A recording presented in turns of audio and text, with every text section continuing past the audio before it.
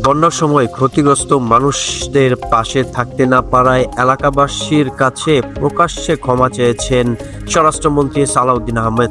শুক্রবার কক্সবাজারের চকরিয়া উপজেলার লক্ষাচরের বিজিবির আয়োজিত ত্রাণ বিতরণ অনুষ্ঠানে তিনি বলেন, রাষ্ট্রীয় কাজে বিদেশে থাকার কারণে বন্যার মূল সময়ে আপনাদের কাছে আসতে পারিনি, এজন্য আমি ক্ষমা চাইছি। এরপর উপস্থিত জনতার উদ্দেশ্য তিনি প্রশ্ন করেন, আপনারা নিশ্চয় আমাকে ক্ষমা করে দিয়েছেন।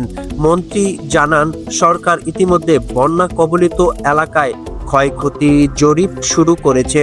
জরিপ শেষে ক্ষতিগ্রস্ত সড়ক, শিক্ষা প্রতিষ্ঠান, বেড়িবাঁধ সহ বিভিন্ন অবকাঠামো দ্রুত সংস্কার করা হবে।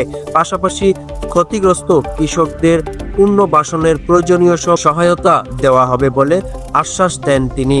এ সময় তিনি আরও বলেন, রাষ্ট্রপতি জিয়াউর রহমান হত্যাকাণ্ডের মামলার পলাতক আসামি মেজর মোফাজ্জল আহমেদকে গ্রেপ্তার করা হয়েছে এবং আইনি প্রক্রিয়া অনুযায়ী তার বিচার সম্পন্ন হবে।